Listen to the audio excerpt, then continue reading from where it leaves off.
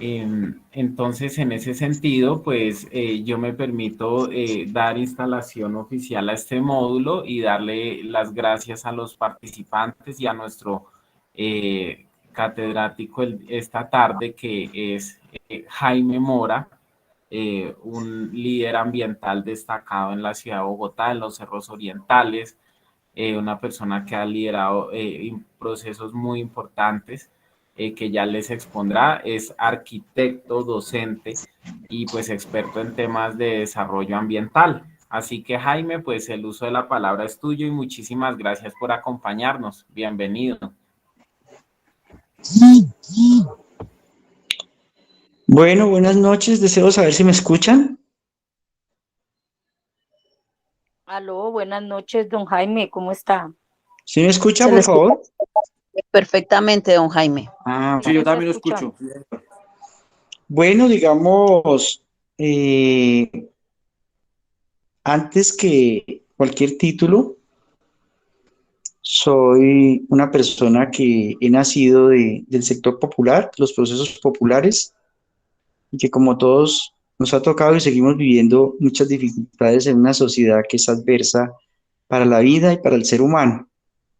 Que uno de los principios que queremos destacar aquí hoy es cómo cada momento lo utilizamos para recordar que el ser humano sí podemos, como seres humanos, sí podemos vivir en armonía con la madre tierra, pero que tenemos unas fuerzas en el mundo, en América Latina, en Colombia, en Bogotá y en nuestros territorios, que trabajan porque todo sea diferente, porque todo sea un negocio en favor de unas multinacionales, llámense en banqueras, llámense en dueñas de la tierra, llámense en promotoras de la venta de armas, de narcoestados, de corrupción, que nos llevan a que tengamos otra mirada y perdamos de vista la mirada de toda la sociedad y de todo el mundo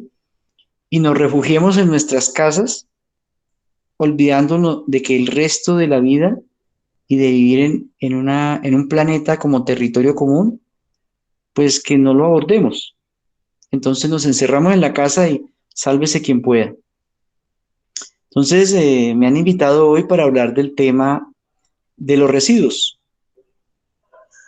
Y yo quisiera salirme de las exposiciones clásicas de muchos que se quedaron con el tema de hablar solo de los residuos sólidos.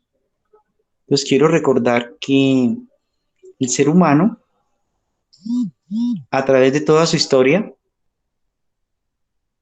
a través de toda su historia, ha producido algo que desecha porque no lo necesita. Eso viene desde cuando éramos nómadas, inclusive desde cuando todavía nos gustaba andar comiendo solo frutas. Parece ser que se contaminaba mucho alrededor de donde se comían tantas frutas y eso hacía que esos antepasados nuestros tuvieran que ir cambiando de lugar como una forma de permitir que ese lugar se recuperara y seguir avanzando pues por las rutas inicialmente de los alimentos cuando éramos más frutícolas que carnívoros. Después, por muchas razones, pues tuvimos que volvernos un poquito más carnívoros y empezar a sentarnos más y salir de la cueva y empezar a crear asentamientos. Y seguramente siempre se han generado desde el ser humano esas cosas que van en varios aspectos. Hay unos residuos que son derivados de nuestras excretas, ¿sí? De ir al baño, que cuando somos poquitos, pues eso se resolvía cambiando de lugar o haciéndolo lejos del sitio o como se fue haciendo después, excavando para enterrar nuestras excretas. También fue apareciendo como una dificultad, un tema a tratar, el tema de los empaques, hojas, los muebles que no utilizamos.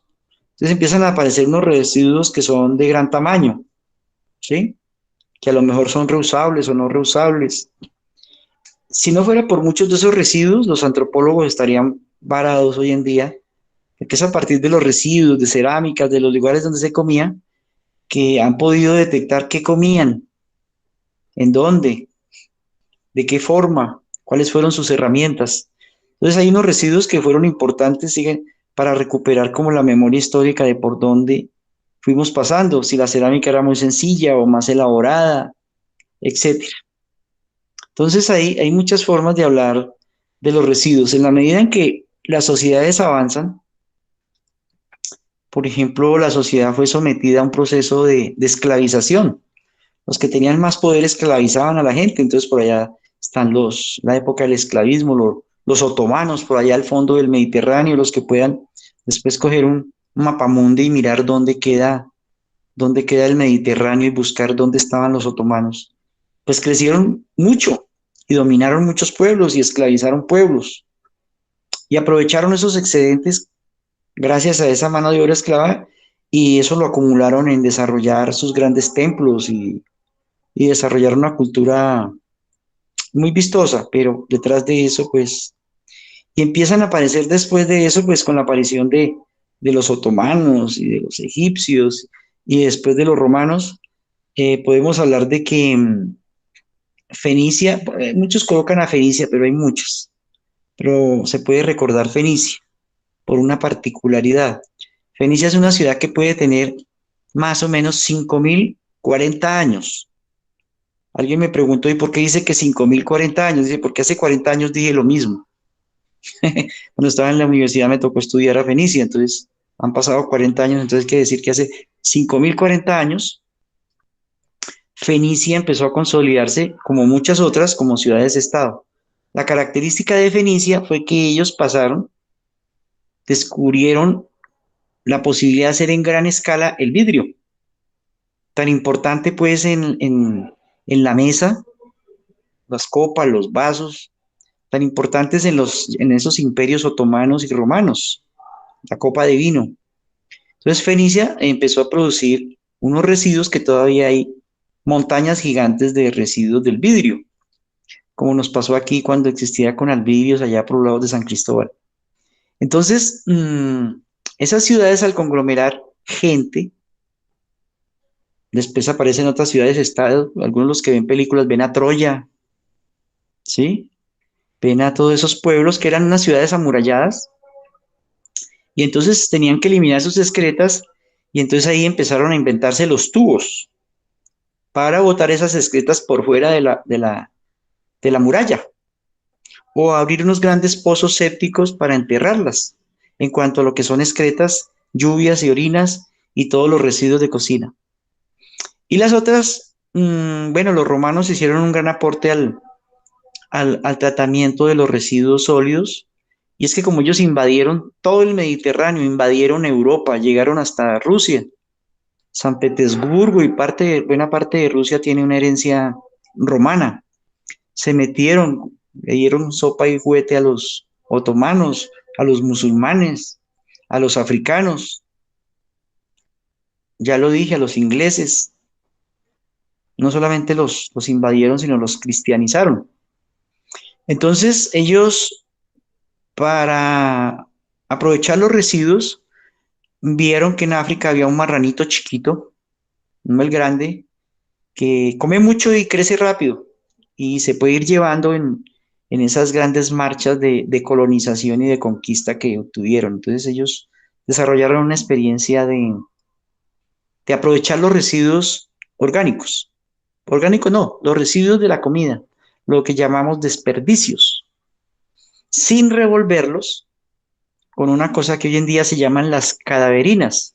¿Qué son las cadaverinas? Cuando compramos pollo y le quitamos las uñas, cuando compramos la carne y le quitamos el gordo, todo eso va a dar con la otra basura. Entonces, y ahí se llama, hoy en día los llaman los expertos contaminación cruzada. Eso lo aprendieron los romanos. Entonces ellos no revolvían los residuos cárnicos, ni de pescados, ni de pollos, ni de otros animales, con los desperdicios de la comida, los ollejos que llamamos.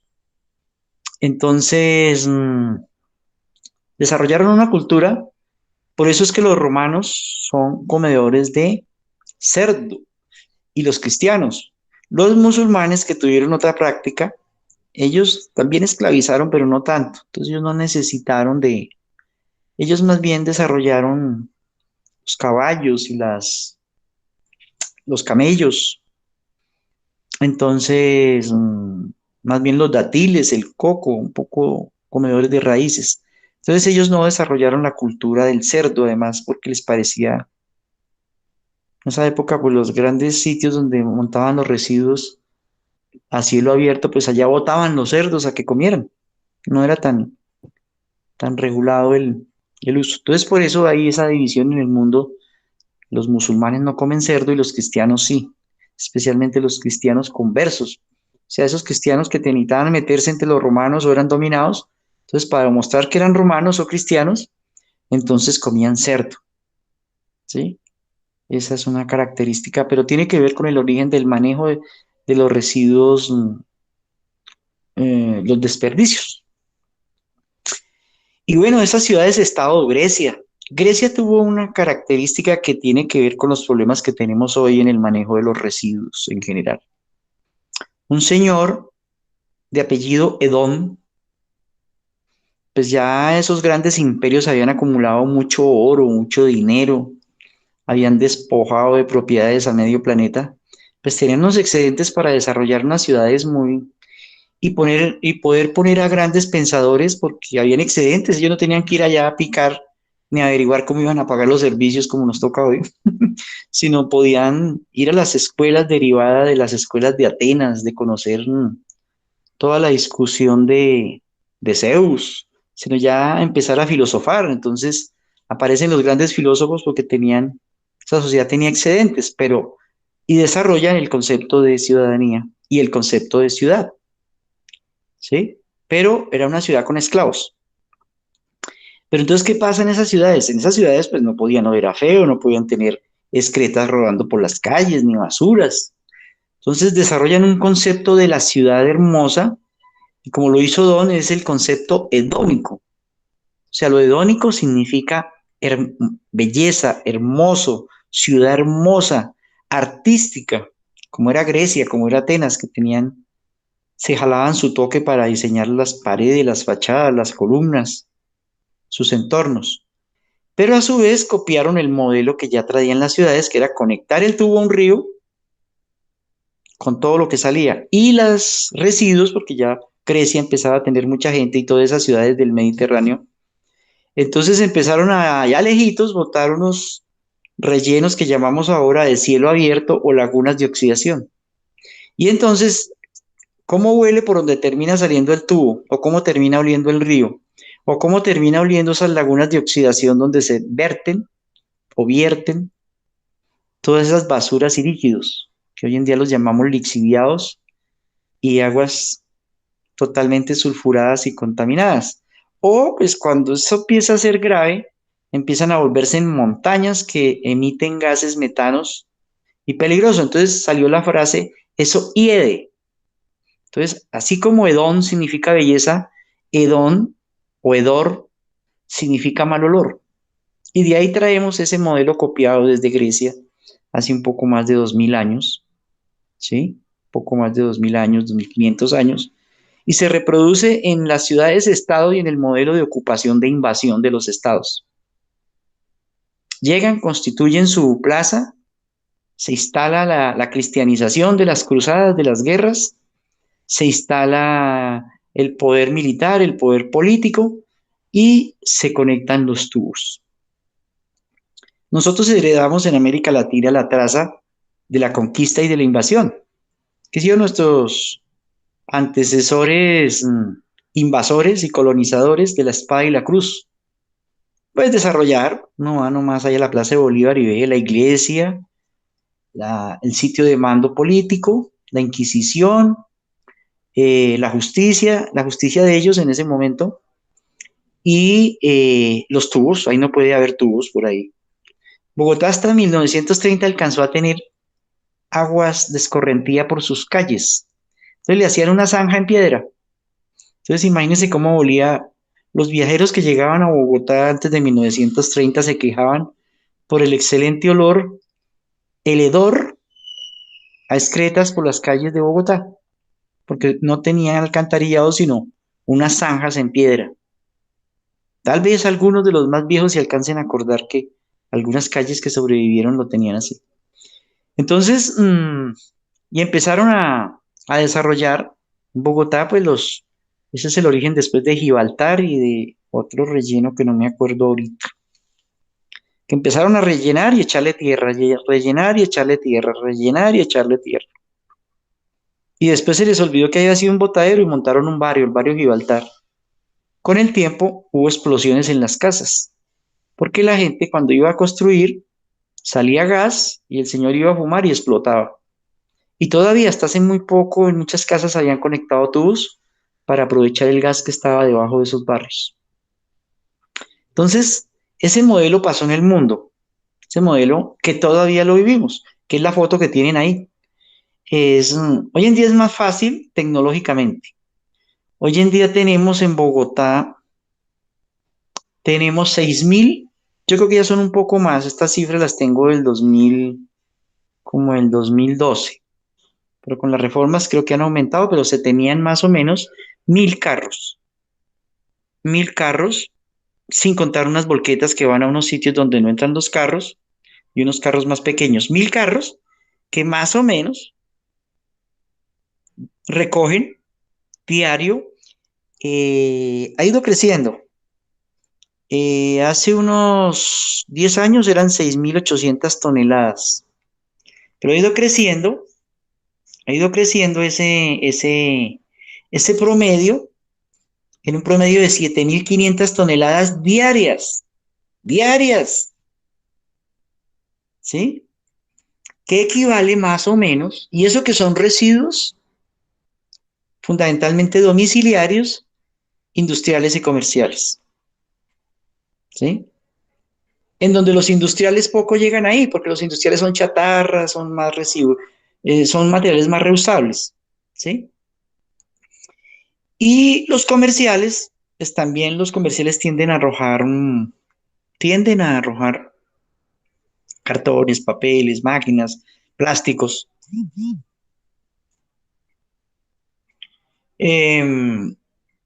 Entonces, la culpa se la echan a los residuos domiciliarios. Si miramos, hay un estudio en Bogotá que más o menos considera que una persona adulta en peso consume más o menos 1 kilogramo de alimentos. Lo que pasa es que deja de pesar 1 kilo porque cuando llega el plátano le quitamos la cáscara, al tomate a algunos le quitan la cáscara, a la papa le quitan la cáscara, a las hierbas le quitan la raíz. Sí, al final pues puede que no nos comamos el kilo, pero se requiere 1 kilo en casa, más o menos, en algunos casos incluida el agua de la sopa, pero ingestamos más o menos 1 kilo diario. Y como cosa curiosa, se produce más o menos 1 kilo de residuos que van a las bolsas, incluidos las uñitas del pollo, los gorditos de la carne, etcétera. El talego donde vienen los frijoles, las tapas del aceite, las tapas de... Sin contar que cuando lavamos la loza al mediodía, entonces cuando decimos que se produce más o menos 1 kilo de residuos por persona, pues ahí multiplíquelo por 7.500.000 o casi 8 millones de personas que hay en Bogotá, pues ahí están los 7.500 toneladas diarias, en donde no se hace ningún proceso de clasificación. Y bueno, ya vamos a mirar qué se recicla, qué se reusa.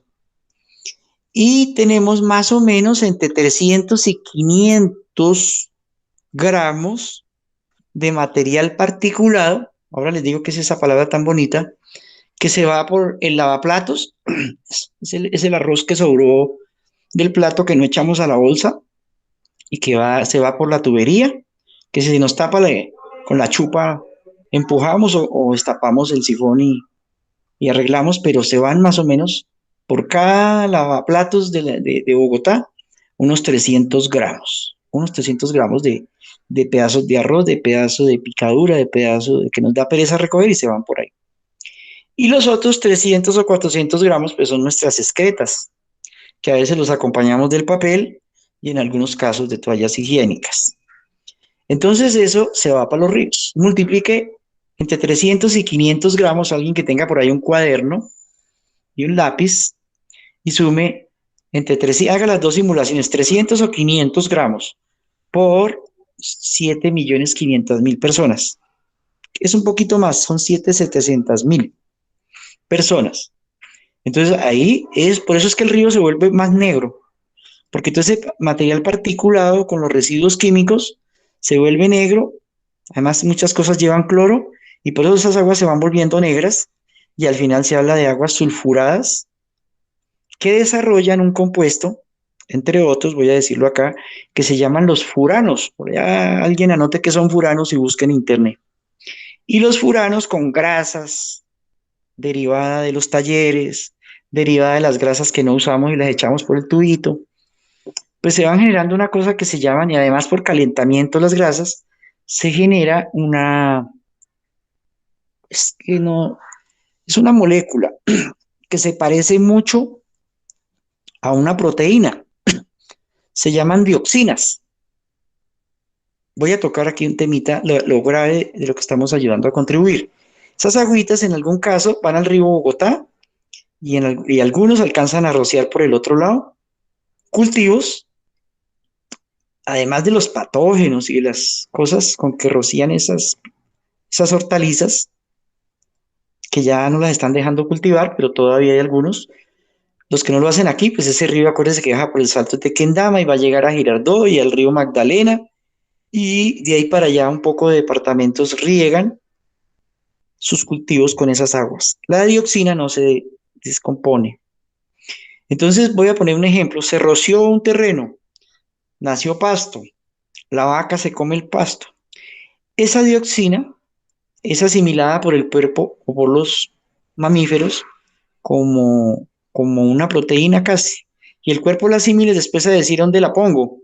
Y mucha de esa parte, una pequeña traza de eso va a parar en los cromosomas de reproducción de la vaca o va a parar a la leche que nos tomamos. Esa leche se la toma una persona, asimila la dioxina y esa dioxina, el cuerpo, ¿a dónde la pone? Va a pararla en los cromosomas del ser humano. Y entonces eso da como resultado las famosas encefalopatías de muchos niños y niñas que nacen en el mundo. Eso para colocar como toda una cadena de qué pasa con todas esas grasas y con toda esa contaminación que producimos por los tubos. Entonces, allá con Rafita y con nuestros compañeros de toda la cuenca, demandamos al Estado porque no descontaminaba el río. Y sí, ahí lo condenaron a Bogotá a descontaminar integralmente el río Bogotá, pero es en la cosa más chistosa, lo vamos a descontaminar en la punta del tubo. Entonces allá aparecen unos magos que cobran por descontaminarnos en la punta del tubo, como pasa en en la planta de tratamiento de aguas residuales en Salitre, o las plantas que se está haciendo por Fontibón hacia Canoas. Pues allá tratan el agua, pero pues si la sacan y la vuelven, y como no descontaminan todo y vuelven y la botan al río, pues vuelve y se contamina. Entonces ellos se han reservado el uso de esa agua para crear distritos de riego abajo en la sabana de Bogotá y ríase, la venden. Entonces con la plata de descontaminar el río Bogotá, le estamos regalando el plante a una empresa para que venda agua abajo. Y se sigue contaminando arriba. Entonces allá arriba, mis amigos más queridos que tomo tinto y hacemos unos sancochos sabrosos, pues seguimos haciendo lo mismo. Entonces, si no empezamos desde arriba, de la punta, desde los platos de la casa, a tomar un montón de cuidados para no botar las grasas, para no botar esos 300 gramos, bueno, a lo sumo, nos toca pensar como sociedad inclusive que las nuevas viviendas que se hagan en el mundo deben llevar trampas de grasa y hay unos baños hoy en día que se están pensando, hay que buscar ahí en internet, que se llama la producción de humanasa. Si recogimos 300 o 500 gramos de humanasa de manera científica, no en una casa que nos cause problemas, pero sí en unas pequeñas plantas intermedias, o si ¿sí? Vamos a poder producir abonos para rescatar todos los desiertos que tengamos en Colombia. Estaríamos parando la importación de abonos. Y si además de eso, por allá como hay unos magos que dicen vamos a traer con materiales químicos producidos en el mar, que algunos los llaman hormus, con esa humanaza vamos a tener como en toda la sabana que los campesinos se quejan que los abonos importados valen más que cuando se va a vender el producto. Entonces, si como sociedad nos vamos a pensar cómo transformamos esos residuos orgánicos, humanazas del ser humano, pues tenemos que poner a algunos muchachos de nuestros barrios que se vayan preparando como tecnólogos en el manejo de residuos, para que nos vayamos pensando empresas en cómo producir abonos, ¿sí? Esa es una línea. Pero bueno, yo lo dejo ahí como un borrador. En el tema de las grasas, pues si las grasas, ese aceite quemado que no se bota, lo recogemos, también se puede dar muchos usos en la ciudad para... Voy a poner otros ejemplos. Si de nuestros desperdicios diarios decidiéramos en un barrio de 200, 300, 400 casas, hay un estudio que dice que consumimos un promedio de un huevo por persona. Alguien va a decir, pero yo no como, sí, pero hay otro que se come dos, y hay otro que come pan, y hay otro que hace tortas. Entonces, yo como tortas. Entonces, ahí va el huevo. Pero el promedio en Bogotá es un huevo. Una cáscara de huevo pesa 7 gramos. Una cáscara. Bueno, hay cáscaras de 4, 5 y hay unas de 8, pero el promedio está en 7 gramos. Imagínense que si es por una persona y multipliquemos por 7.500.000 personas 7 gramos, ¿saben cuántas cáscaras, peso en cáscaras tendríamos para producir, para ayudar con ese calcio? Bueno, hay que biodegradarlo y hay que hacer algunos procesos adicionales para ayudar a producir abonos orgánicos. O más fácil, para los muchachos que son artistas, tener esa harina de huevo requiere un pequeño tratamiento en la casa. Es que siempre queda un residuo de huevo. Si no lo secamos, él tiende a generar bacterias. Pero si la cáscara la ponemos al sol, la secamos, la recogemos, las trituramos con la mano, la recogemos. Si alguien en el barrio, los muchachos que es artista, se quiere poner a hacer esculturas con cáscara de huevo, ahí tiene una materia prima. Entonces, eh, Bogotá tiene otros promedios. Por ejemplo, tiene el promedio de consumo de una cáscara de naranja por persona en Bogotá. Una persona cuando se toma un jugo se come como 4. Entonces alguien dice, yo no tomo jugo de naranja, pero hay uno que se toma 3 vasos de jugo, pero el promedio está en una cáscara.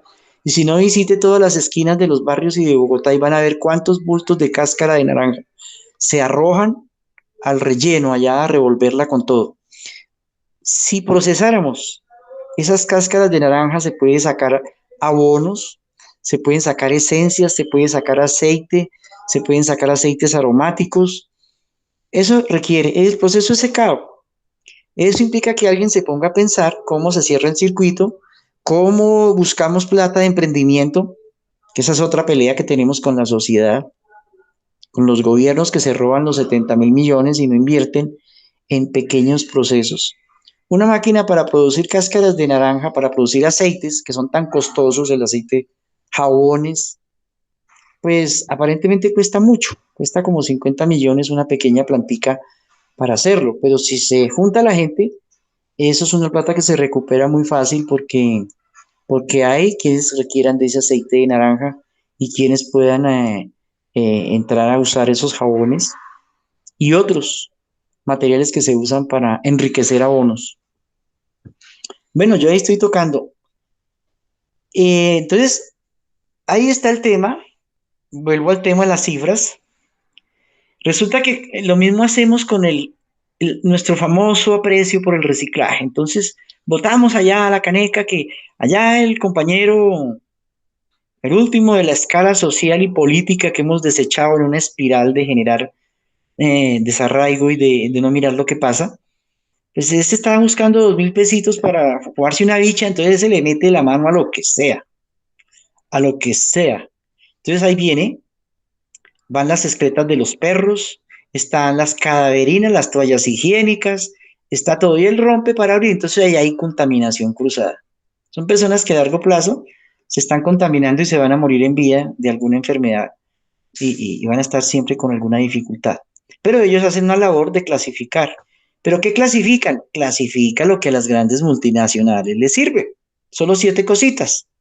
Y esos grandes multinacionales nos diseñaron el plan de residuos sólidos para las ciudades.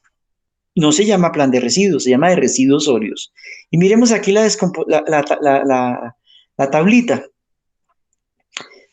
En residuos sólidos que llegaban o tienden a llegar, que salen en esas bolsas, se cree que de esas 7.500, 2.250 toneladas son rescatadas por 22.000 compañeros y compañeras ambientalistas recicladores, que ya se han organizado de mejor manera, que ya tienen su carrito, que tienen su perro, que se ponen un uniforme y que ellos ya recogen y van a unas recicladoras y venden, ¿sí? Y de eso viven su sustento. Pero se necesitan 22.000 personas para recoger solo 1.200 toneladas en la ciudad, ¿sí? Y nos quedan 1.050 que no se recogen. ¿Por qué no se recogen? Porque son materiales que no los necesitan las multinacionales, nadie lo compra. Por ejemplo, todo lo de Tetra Pak, todos los papeles que traen un plástico pegado, eso no lo compran. O compran papel o compran el plástico por aparte. Entonces hay muchas cosas que a nadie Pero, le interesa recoger. qué pena, eso se llama pelegadiza.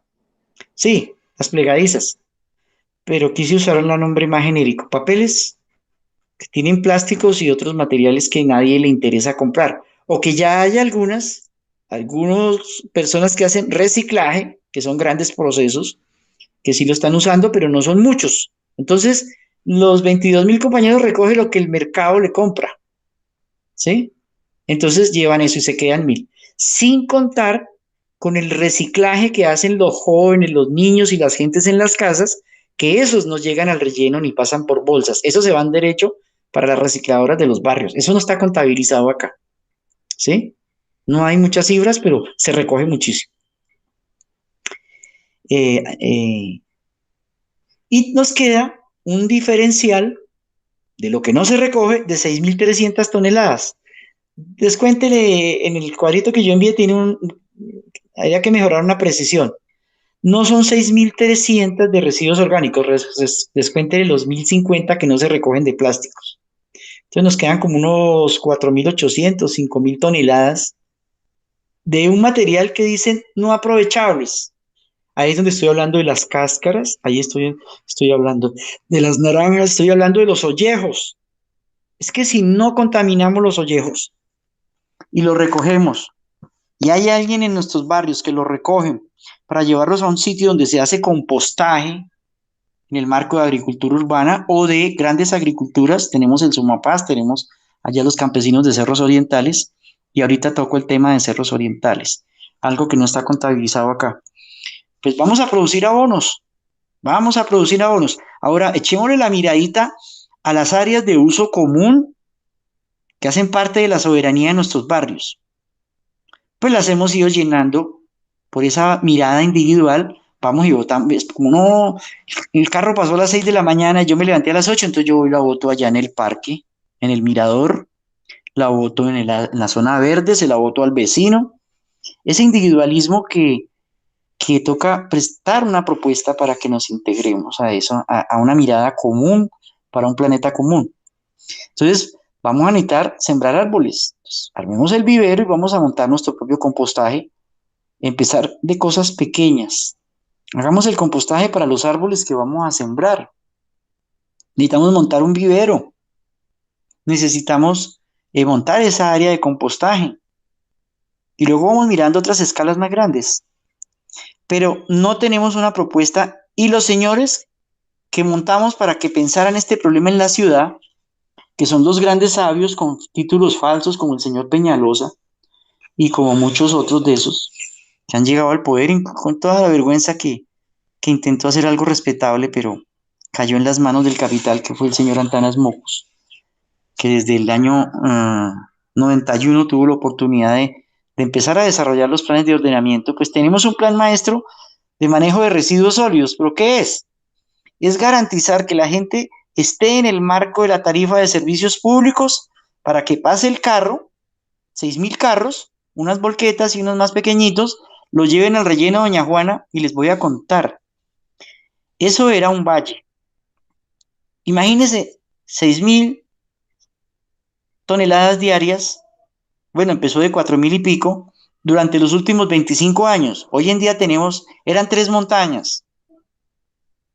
Acuérdense que esas 3 montañas de tanto echarle tierra, pasarle el bulldozer, echarle tierra, tembló un poquito, llovió demasiado porque además era por donde transcurría un río. El río por debajo siguió haciendo humedad, se volvió una gelatina y sufrió el famoso desastre de Doña Juana, que eso se derritió como una gelatina y esos olores causaron durante 15 años contaminación y tienen vuelta a nada esa parte del sur.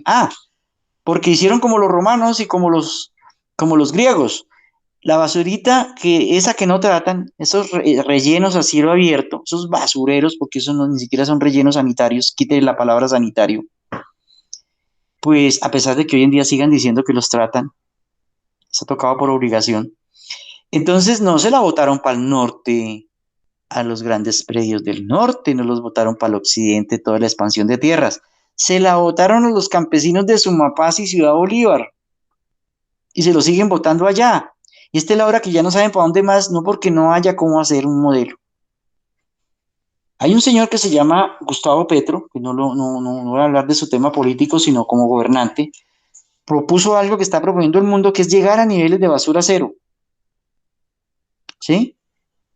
Y por intentar hacerlo, entonces, lo destituyeron y lo metieron preso, que invirtieron, que al contrario, lo que hizo fue contaminar la ciudad, pero no fue cierto. Él presentó una propuesta.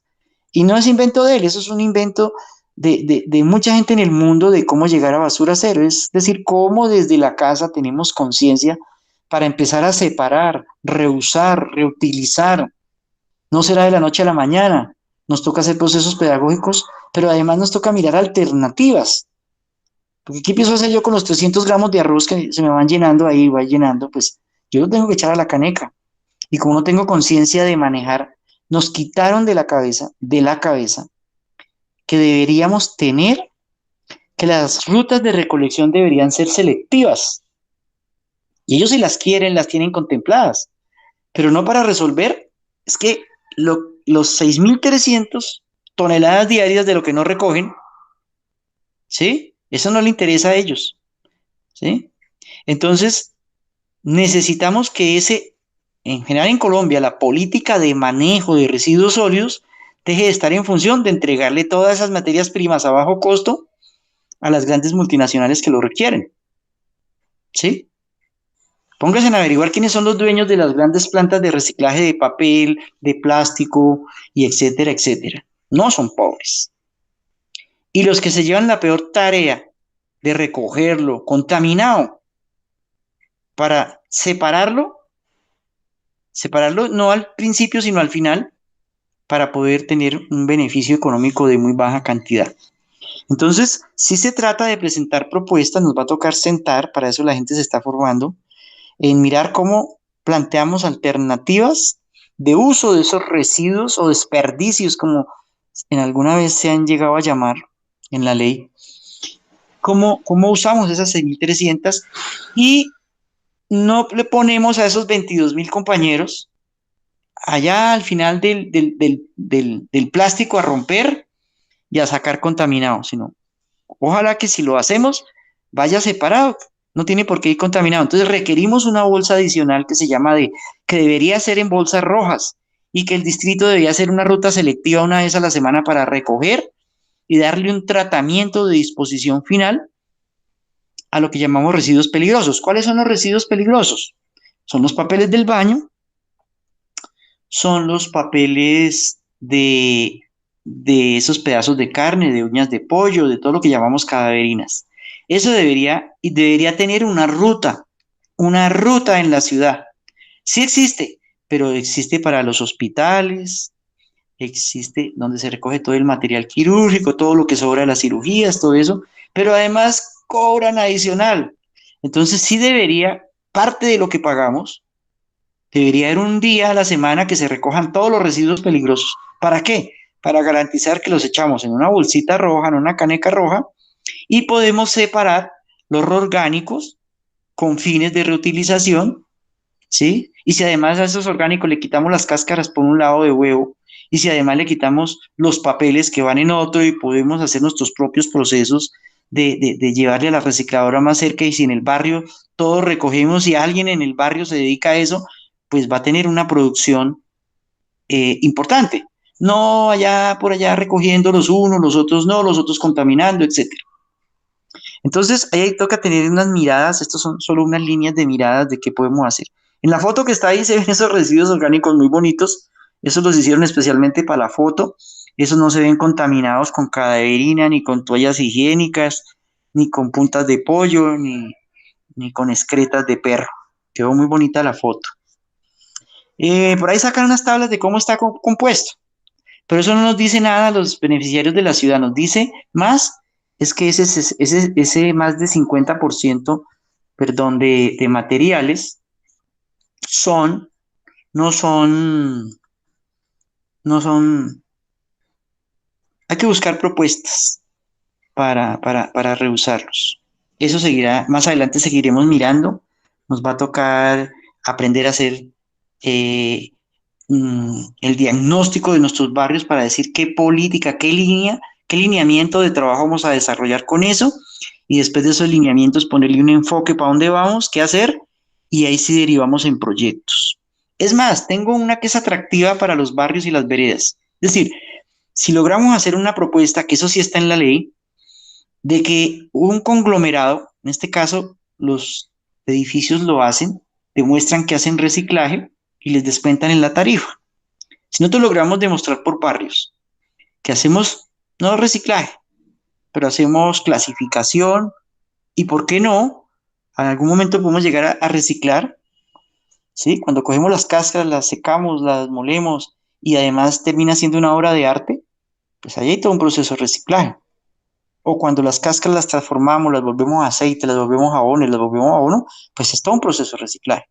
O cuando recogemos todas las tapas, los plásticos que tienen 7 categorías, 3 de ellas sirven, son muy buenas para volver a hacer plásticos y producir madera plástica, ¿sí? Cuando yo logro tener ya una madera plástica o tener otra vez utensilios de plástico, que eso es muy fácil. Eso es hacer una máquina que se llama una extrusora, que funciona como una máquina de silicona. Por un lado se le mete el tubito de silicona, por el otro lado hay una energía que calienta eso, lo derrite y se funden moldes.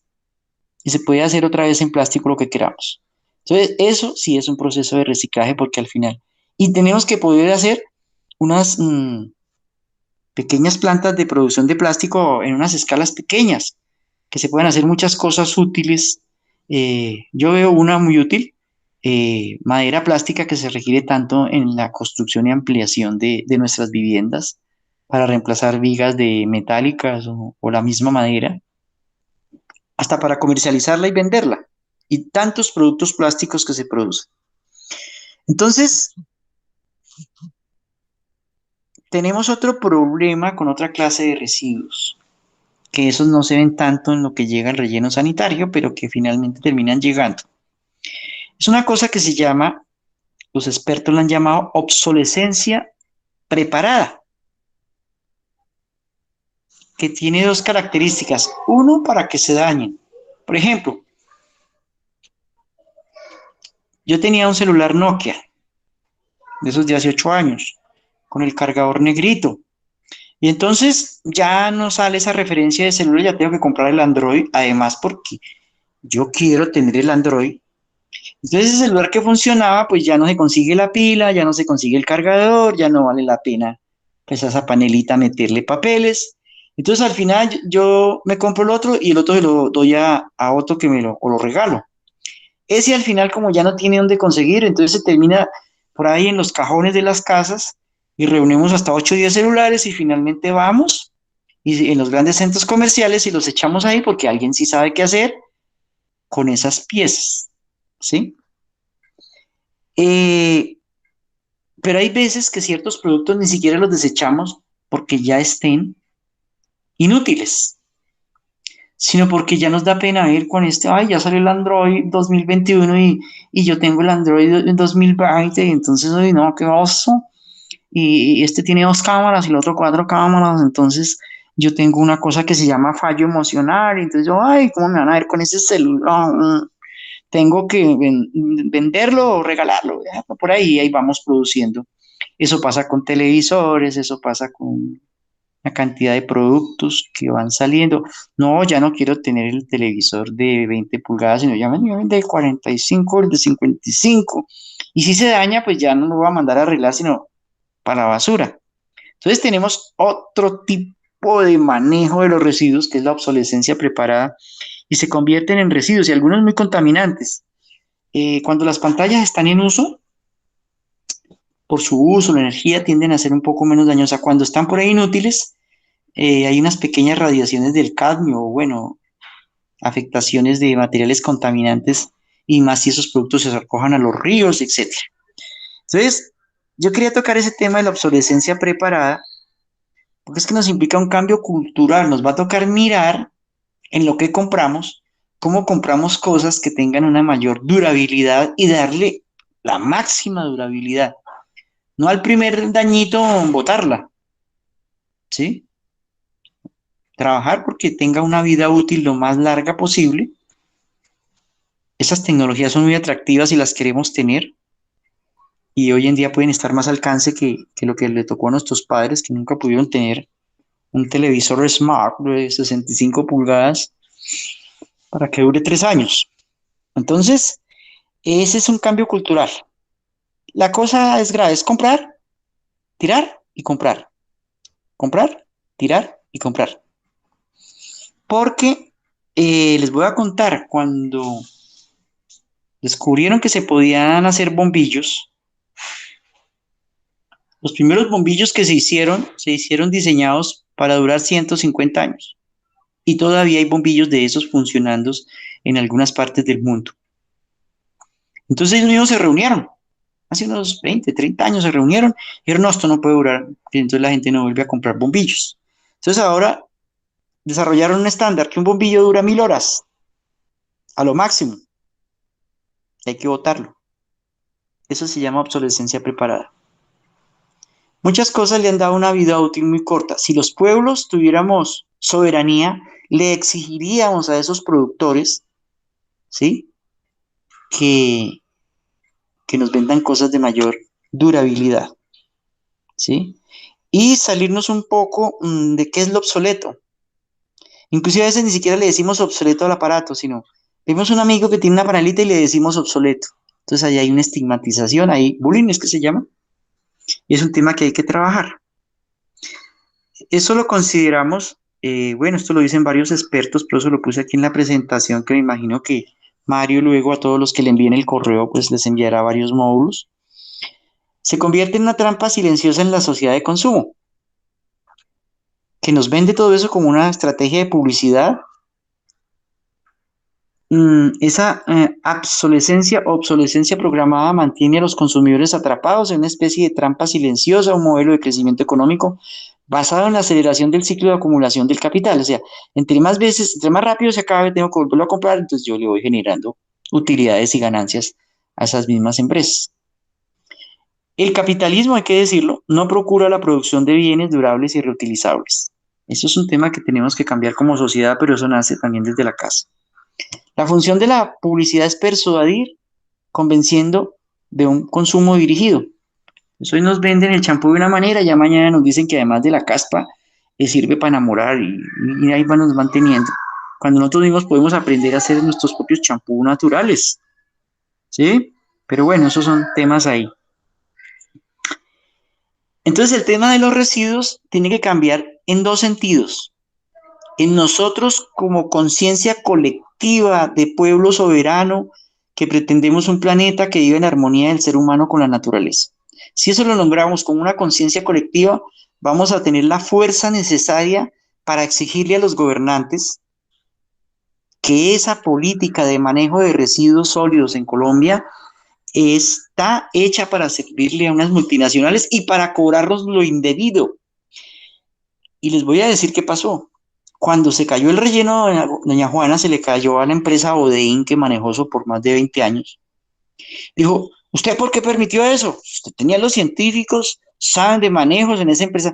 Ah, no, es que el contrato era para recoger la basura, llevarla allá y con un bulldozer taparla. Usted no me contrató para otra cosa diferente. Entonces, cuando la gente demandó por el daño, acuérdense que todo el mundo alistó carpetas porque los iban a indemnizar por el daño que había causado el relleno, pues el que tuvo que pagar el pato, el Estado condenó fue a la alcaldía de Bogotá. Ella ha tenido que indemnizar un poco de gente. Y adivine de dónde sale la plata para pagar esa indemnización. Pues de los impuestos, de la tarifa de la basura, de los impuestos públicos. Porque no le ordenaron a Odeín pagar. Él logró demostrar que él hizo lo que le tocaba, recogerla en un carro. Y ríanse, el carro es prestado. Lo pagan con nuestros recursos y supuestamente ellos, cuando se dañe, se lo reponemos. Pero ellos al final lo remasterizaron. Ellos funcionan con los carros nuestros, pero ellos, esos que van remasterizando, lo sacan y montaron otras empresas en Colombia para seguir con el mismo modelo de recoger la basura, ir a botarla en una montaña, taparla con tierra y dejarle el problema allá. Porque no solamente es que eso se desbarató, es que eso produce gases y tenían que haberle puesto unos tubos desde abajo, con unos buitrones. Es más, hoy en día si ustedes pasan derecho por el relleno sanitario van a ver que a la punta del tubo prende candela, porque ríasen, hace menos contaminación quemarla a que salga ese gas, que ese gas tiene efectos de tirarse la capa de ozono. Entonces les dijimos, oiga, con esa energía, produzcamos energía e iluminemos los barrios aledaños. No lo quisieron hacer, porque ellos no corren con los costos de los daños ambientales. Y resulta que todos esos lixiviados que escurren de ese relleno, los que por 20 años no se recogieron, fueron a parar al río Tunjuelo. El río Tunjuelo por eso huele horrible y fue a parar al río Bogotá. Eso fue a parar con ese material particulado, todas esas dioxinas, furanos y material particulado, fue al río Bogotá. Por eso la laguna entrando a Bogotá huele a humano. Y toda esa caída hasta Girardot, al desembarque entre Girardot más allá con el río Magdalena, eso huele terrible. Ese olor sigue, se pierde un poco el olor, pero ese material particulado, ese polvillo, está tapando los corales de Centroamérica. Y tapar los corales es acabar con la biodiversidad marina. Y acuérdense que con esa agua se riegan los cultivos de buena parte de Colombia, el río se inunda, ahí el ganado, los cultivos, entonces estamos reproduciendo contaminación, patógenos en todo el país. Entonces, ahí nos toca pensar, y no solamente le arrojamos cosas biodegradables, sino muchas que no se biodegradan, como los furanos y las dioxinas, eso de origen orgánico y humano. Pero cuando echamos cosas como pilas de los celulares, pilas que se van entre la basura, pues esas ya son más graves, mercurio, cadmio, cosas terribles que pues van produciendo que las plantas que se crían con eso no solamente generan posibilidad de cambios cromosomales en el ser humano, sino generan alergias. Y sumado a que nuestra alimentación tampoco es sana y que consumimos fungicidas, ¿sí? Que consumimos transgénicos, pues empezamos a sufrir por eso es que estamos en el mundo tan propensos a enfermedades como el coronavirus, pero en general a todas las enfermedades patógenas y virales, porque no tenemos la lisina suficiente, no tenemos adentro en el cuerpo, no tenemos una flora bacteriana equilibrada entre descomponedoras y bifidobacterias que equilibren, que sean capaces de coger los micronutrientes que necesitamos, el yodo, la lisina, la niacina, en general, las 20 aminoácidos básicos que necesita el ser humano. Como nos comemos un buen pescado y encima le echamos una gaseosa, entonces ahí, pues, ¿qué vamos a asimilar? Si le echamos un fungicida que mata las bifidobacterias y contamina y hace una especie de contaminación cruzada en el estómago. Además que todos esos fungicidas dañan unas verruguitas que tenemos en el estómago que ayudan a producir la insulina. Por eso es que rápidamente como sociedad nos estamos convirtiendo en diabéticos. No solamente de generar residuos, sino prácticamente comemos residuos. Entonces toca tener una conciencia de autocuidado para nosotros, para la sociedad y mirar cómo vamos pensándonos cómo tenemos otra mirada más allá de la política de residuos. Y nos han dejado, el negocito es recogerles tapas, el negocito es recogerles el vidrio, la maderita, los huesos, ¿sí? Pero ¿y qué hacemos con el 70, casi el 70% de lo que nadie recoge? ¿Termina en el parque? ¿Termina en el río? ¿Dónde termina? Por eso es que decimos que tenemos que ver nuestro territorio con una conciencia, unos dicen que de clase, pero una conciencia de quiénes somos ante la sociedad. Fundamentalmente que somos unas personas conscientes de entender que este es un planeta que le debemos heredar a nuestros hijos y a nuestras futuras generaciones y para nosotros vivirlo hoy mejor. Entonces implica tener una conciencia de ser, ¿sí? Pero también necesitamos una cultura de, de lugar. Y esa cultura implica mirar nuestro territorio como nuestra casa. Queremos tener todo brillante, organizadito, bonito para cuando venga la visita. Entonces aparecen conceptos como, como turismo.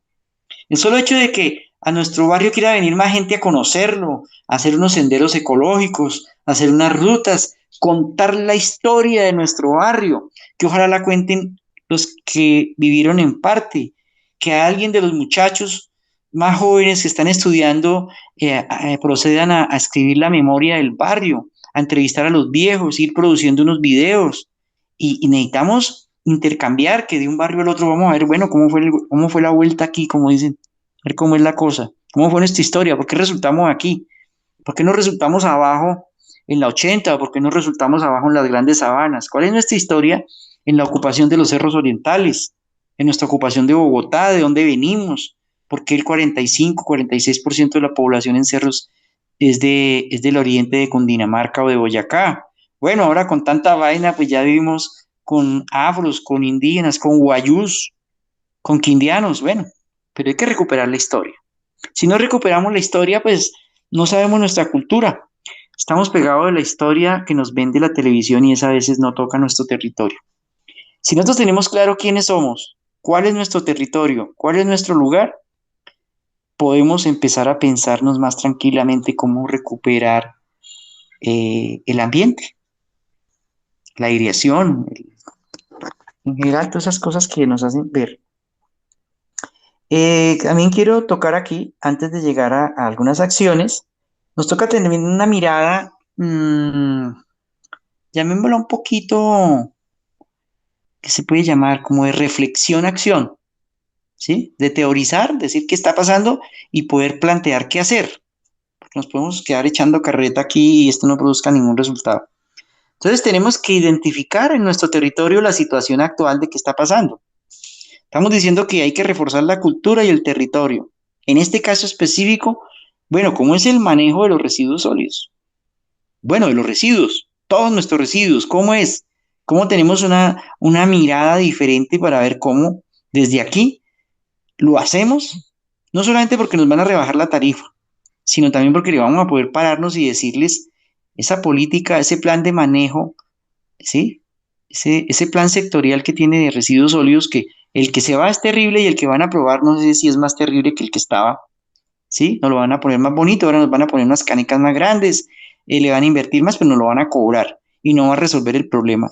Y lo van a ver, va a seguir el relleno sanitario, porque mientras no quiten lo central, que es el 6.300 toneladas que nadie recoge, cada vez tienden a llegar más, pues, porque ahora están escondiendo las cifras para decir que sí se está reduciendo. Esa es otra cosa. Entonces, si miramos cuál es la situación actual y qué queremos a futuro. ¿Quiénes son los involucrados en la situación actual y en la situación futura? ¿Y cuáles son los problemas? Y hacer análisis de los objetivos, hacer análisis de las alternativas. Eso hay por ahí algunos que los llaman, tenemos que aprender a hacer árboles de problemas y árboles de objetivos, pero nunca olvidar las causas y siempre mirando los efectos. Esa es como una orientación de cómo empezar a hacer ejercicio sistemático, organizado, para pensar cómo transformarnos nosotros y la sociedad.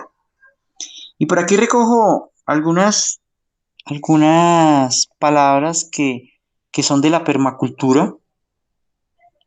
Permacultura no es sino que será otra charla, pero que es esa mirada de cómo nosotros como seres humanos y nosotras como seres humanos eh, podemos vivir no solamente con la madre tierra, sino ayudar a cuidarla y a cambiar este rumbo de destrucción del planeta que es necesario cambiar. Entonces, se habla de reflexionar, en el caso de los residuos, sobre el poder de cómo consumir.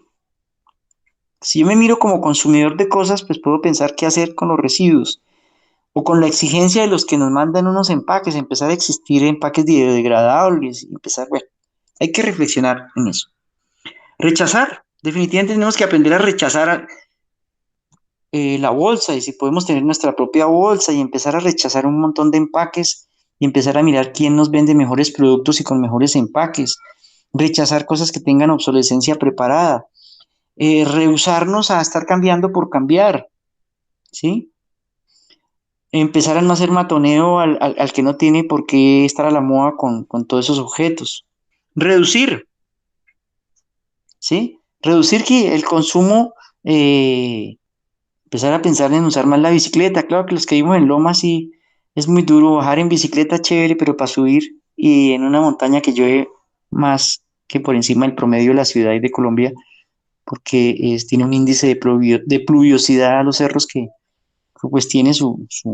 Pero mirar cómo reducimos el consumo de petróleos, cómo empezamos a mirar energías alternativas, cómo nuestros jóvenes se empiezan a preparar para que seamos nosotros mismos los que hagamos los paneles solares, cómo desde ya empezamos a pensarnos eso. Reparar, mucha gente se ríe cuando dice reparar, podemos hacerlo de la mejor manera, pensar cómo se reparan cosas que pueden seguir siendo útiles. Entonces ahora cogemos el molino que era de mano y lo botamos porque qué oso, hay que tener la picadora eléctrica. Entonces no, seguramente hay que tenerla, pero pues no botemos el molinito que nos ahorra energía y nos permite conservar tradiciones. Reutilizar, reutilizar esas costumbres de cargar el bolsillo para ciertas, sí, el bolsillo para echar el pocillo, cargar nuestro pocillo, nuestra cuchara, evitar el consumo de tantos vasos y plásticos que algunos se demoran o nunca se degradan. Aquí aparece la otra que es, bueno, reciclar, que lo confunden con reutilizar. Se han vendido que reutilizar. Yo creo que reutilizar se implica una transformación y en muchos casos se requieren algunos procesos artesanales, semi-industriales o industriales para hacerlo en ciertas escalas. Pero sí debemos pensarnos el reciclaje como producto final, no como el acto de clasificación y coger el pocillito con que me tomé el tinto y lavarlo 3 días a la semana y mantenerlo ahí hasta que ya parezca.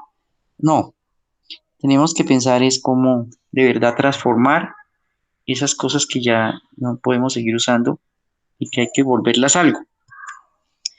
Aquí se habla de reincorporar a la tierra los residuos orgánicos, pero no de cualquier manera, no con la mierdita del perro, no con las cadaverinas, sino con la pila en medio y ¡ay! El chicote del cigarrillo.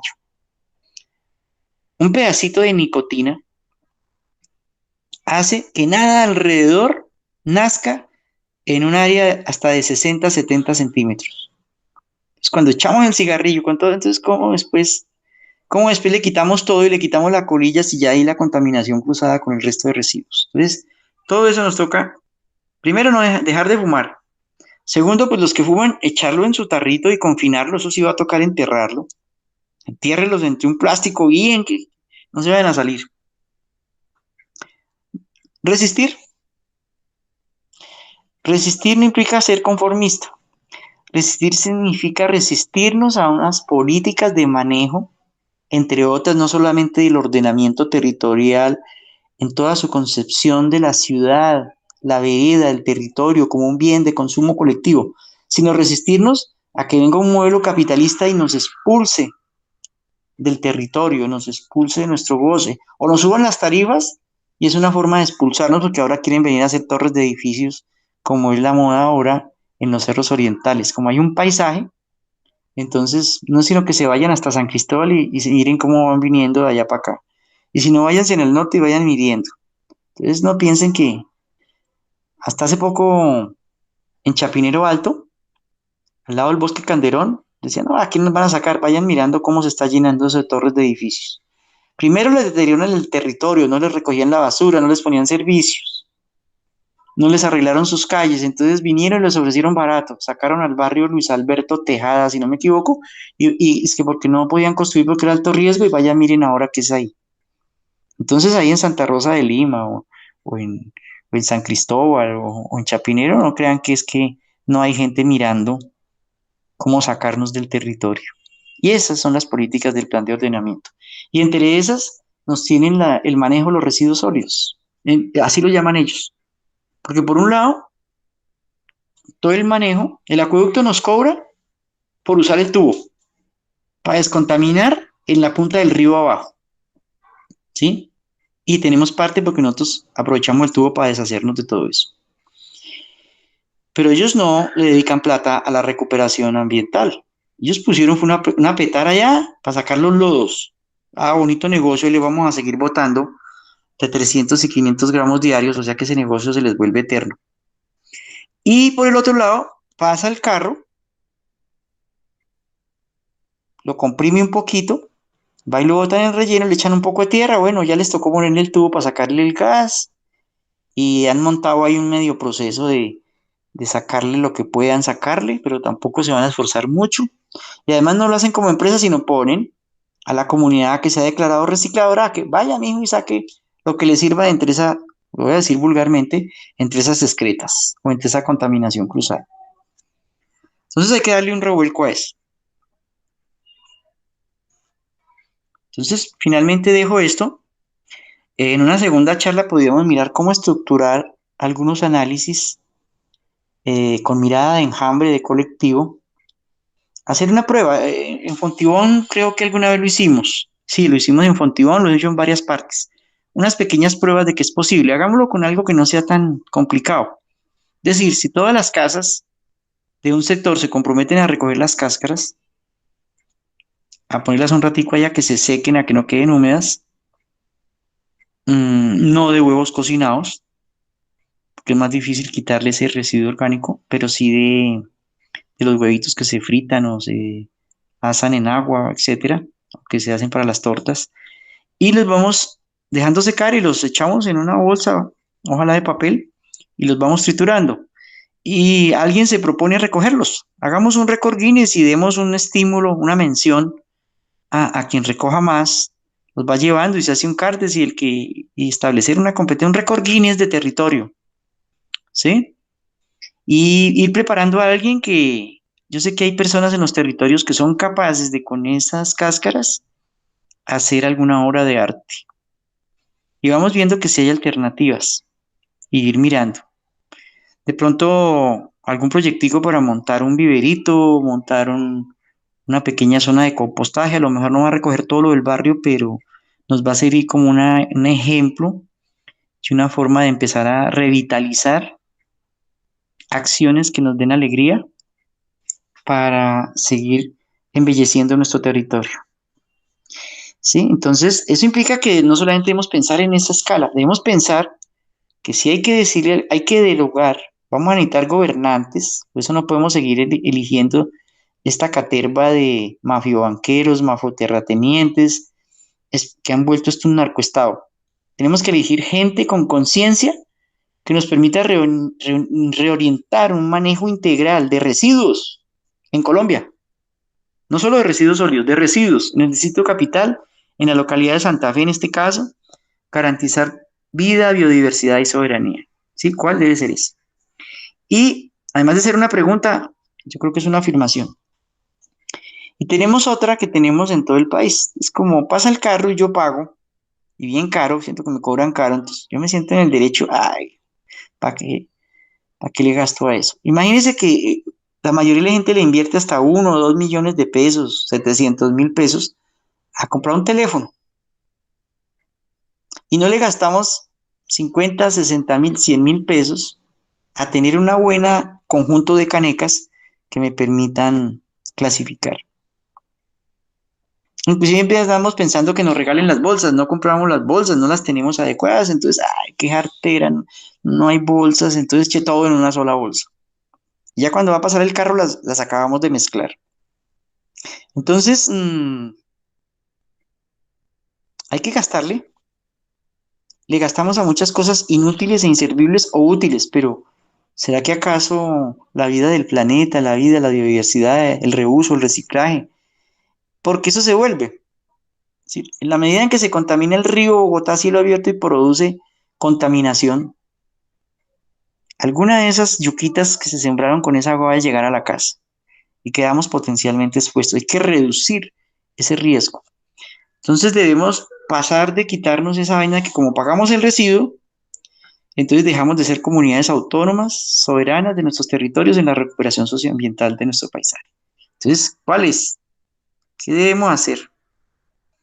Yo sé que hay muchos temas, pues también ya hay gente que le gustaría tener, alguien me escribió y me dijo, oiga, ¿no puede mandarme una compilación de documentación sobre legislación? Yo sí, hay legislación muy buena, pero en general no sirve, no nos sirve para lo nuestro, porque nos pones en función de clasificar para venderle barato, poner a nuestros niños a clasificar el papel, por allá a nuestros ancianos, para venderlo barato, porque por allá alguien se va a lucrar de eso. Y bueno, es una buena alternativa, pero ¿por qué no avanzar más en todo el proceso? Muchas gracias, creo que, bueno, esta es una primera, es la primera que hacemos de esta serie. Seguramente no alcanzó a llegar muchas personas porque ha habido dificultades, hubo elección de juntas. Y bueno, esta primera no es como un entrenamiento para los que escuchan. Y yo tratando de ser más concreto y generar la motivación poco a poco para irnos motivando a pensar de otra manera el manejo integral de los residuos. Entonces yo dejo de compartir ahí, eh, pues abrir ahí como la ronda para escuchar opiniones y de pronto sugerirnos algunos temas para próximas conversatorios, aunque este no ha sido un conversatorio, fue como una charla magistral, la pidieron así, y mirar cómo después logramos hasta bajar en unos talleres prácticos en los territorios sobre algunas cosas que discutamos acá. Gracias. Gracias a usted, Jaime. Buenas noches para todos. Buenas noches. Buenas noches. Buenas noches. Buenas Buenas noches para noches. todos y todas.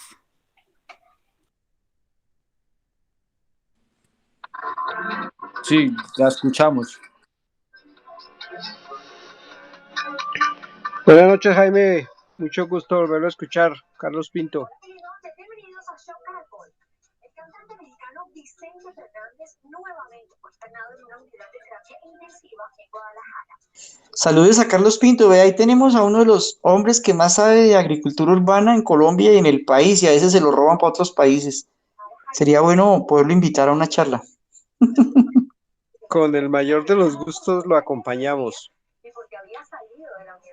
Por los otros lados estuve dictando fue restauración de canteras pues con el trabajo que estoy haciendo de la maestría, pero pues que la pandemia me detuvo porque la mitad de la familia se quedó sin empleo, entonces tocó entre todos hacer una olla común. Y ahí tocó parar un poquito, pero hay que volverla a retornar. La investigación continúa porque a las plantas no les puedo decir que por pandemia paren de crecer. Entonces ahí seguimos. Aquí hay buenos modelos para compartir con las personas que gusten. Un abrazo, Jaimito, y un abrazo para todos y todas.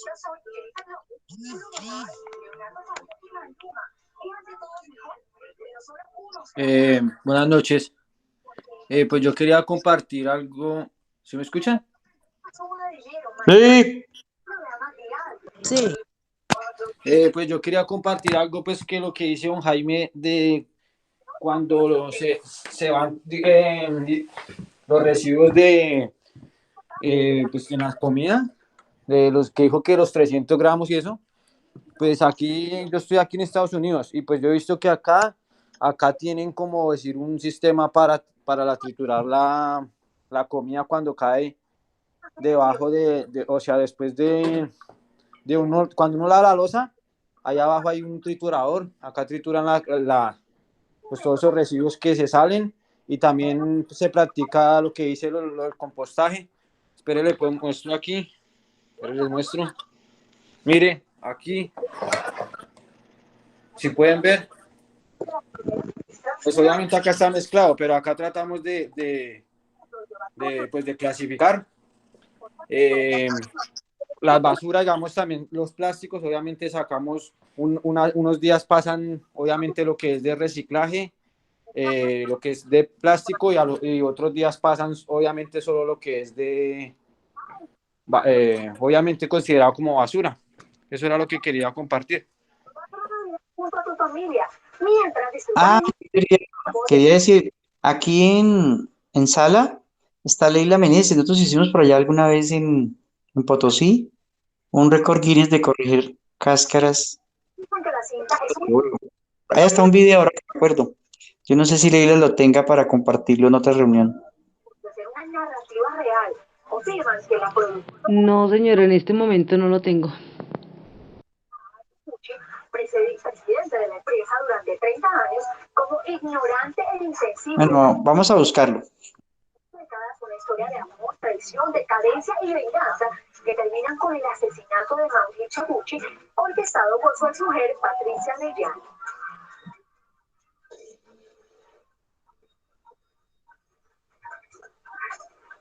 Bueno, yo no sé si hay preguntas. ¿Qué hacer? Yo dejo en manos de compañero anfitrión eh, que nos diga qué sigue ahora. A Mario, que nos diga qué hacer, cuándo es la próxima. Creo que ya hay una fecha para los dos talleres, las dos, inicialmente son conversatorios, inclusive para dejarlos fijados desde esta fecha y invitar al siguiente tema a más personas, ir creciendo el grupo, pero sobre todo con la idea de ir fijando algunas tareas ya en el qué hacer y algunos proyectos que podamos ir mirando para, bueno, si nos unimos, les buscamos los recursos, les buscamos eso desde que hay energía y cuando uno decide una fiesta, uno dice yo pongo la comida y el otro dice yo trago. Entonces, ahí podemos juntarnos para hacer algo. Perfecto, pues muchísimas gracias, Jaime, y a las personas pues que han estado muy pendientes. De igual manera, este módulo está siendo transmitido por Facebook Live desde la página de la Fundación Nueva Fuerza para el Desarrollo Social y Ambiental, y en el mismo sentido en la página de la Junta de Acción Comunal del barrio Santa Rosa de Lima. Entonces, la invitación para ustedes es que asistamos al próximo módulo que se va a desarrollar el día 4 de diciembre, o sea, este sábado a las 2 de la tarde, ¿sí? Y el taller de recuperación socioambiental que se realizará el próximo martes. Entonces, el primer taller es de permacultura, con el propósito pues de entender cómo la sabiduría, la misma esencia y la filosofía del arte del cuidado del suelo como organismo vivo, que requiere precisamente de un trato de regeneración y de recuperación, y cómo desde esas prácticas se puede limpiar un espacio, se puede generar conciencia y adicionalmente pues se puede producir recursos naturales. Por ejemplo, en el tema de agricultura urbana se puede llegar a hacer algo muy interesante. En lugar de tener basura, se puede tener una especie de vivero grandísimo que le permita a las comunidades empoderarse pues de ese espacio de forma natural, de forma sana, respetuosa con el medio ambiente. Y bueno, el próximo módulo sería entonces para el próximo martes 7 que es el día de las velitas, pero entonces ese está sujeto todavía a confirmación. El siguiente módulo de permacultura es el sábado 4 de diciembre a las 2 de la tarde.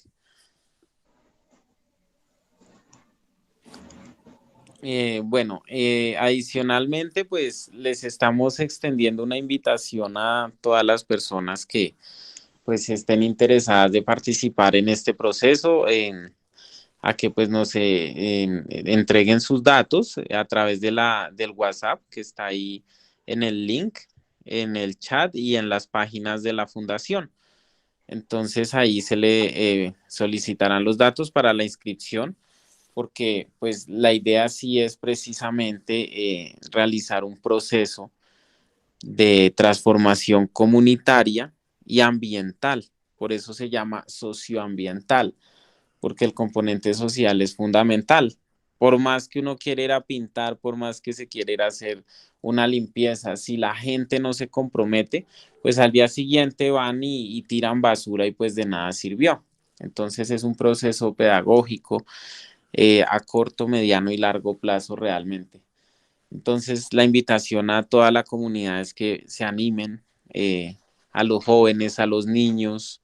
Nosotros queremos que este cerro tan bonito, que es privilegiado, yo no me cansaré nunca de decir que es más privilegiada esta vista que la de la misma Calera, es cierto, la vista de acá es total de 360 grados, es decir, aquí hay una oportunidad brillante para que estas comunidades se empoderen de su territorio a través de la promoción del turismo comunitario, como hay experiencias adyacentes acá, por ejemplo, pues el Morocho, la Cueva del Arco, que ustedes han conocido esa experiencia de turismo tan importante, eh, y que ha pues dejado un buen renombre en materia de turismo acá.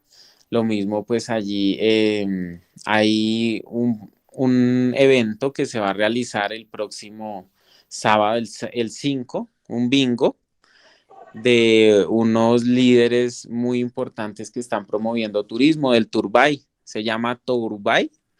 Y bueno, pues es importante que nosotros, todas las comunidades, nos articulemos con estos procesos, porque es a través de la inclusión social que cualquier territorio de verdad se puede transformar. Sin la participación de la comunidad es pura carreta lo que nosotros estamos hablando. Pues podemos tener las ideas acá con Jaime y con la fundación y con el Instituto Distrital de Turismo y la alcaldía. Podemos tener, por ejemplo, lo que Jaime dijo de generar emprendimientos a partir de las cáscaras de huevo, de la recuperación de residuos, pero eso requiere de un compromiso de la gente. Mire, hay una experiencia de unos vecinos acá en la comunidad que ya están iniciando procesos de compra de plástico. En el barrio El Consuelo hay un señor que se llama Ramiro Cano, y él en su casa está recogiendo plástico, comprando el plástico. Entonces, ¿con qué propósito? Pues de que en el barrio la gente comience a pasarle las botellas de gaseosa, del Decol, ¿sí? Todo tipo de plástico para que él transforme esa materia, ¿cierto? La tritura y pues la procesan. Entonces, eso es una ganancia muy importante porque ya ese plástico se convierte en muebles, se convierte en madera plástica y no se convierte en trampas para muchos animales en el mar, en la misma naturaleza. O sea, vea la responsabilidad tan grande que tiene esta iniciativa porque es autosostenible realmente. No solamente es llegar a promover el turismo y ya, sino venga, de lo que se va a producir de los residuos, pues cómo se fortalece la misma comunidad, pero adicionalmente cómo nos reivindicamos con los ecosistemas que han sido maltratados. De todo, incluso en los acuerdos de paz quedó una experiencia muy plasmada durante todo el proceso, y si ha habido una víctima de la violencia, ha sido la naturaleza, ¿no?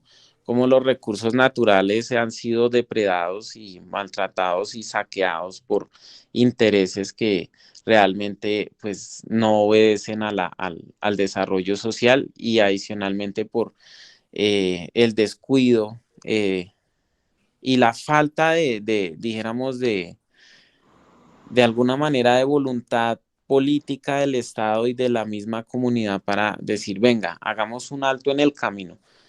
Tenemos nosotros una posibilidad enorme a mediano y corto plazo de generar una reactivación económica, pero distinta, no con la filosofía de depredar los recursos naturales, ni depredar la naturaleza, ni depredar a la sociedad, a los vecinos del individualismo, sino por el contrario, cómo la solidaridad y la, dijéramos, participación desde los niños hasta los ancianos nos va a permitir recuperar estos espacios y los van a poner tan bellos que van a querer llegar turistas, van a querer llegar personas que de pronto pues van a dejar ingresos, porque es lógico que detrás del turismo viene la economía como pues se ha planteado y por eso esta iniciativa es apoyada por el Fondetur y el Instituto Distrital de Turismo con la Fundación Nueva Fuerza, porque precisamente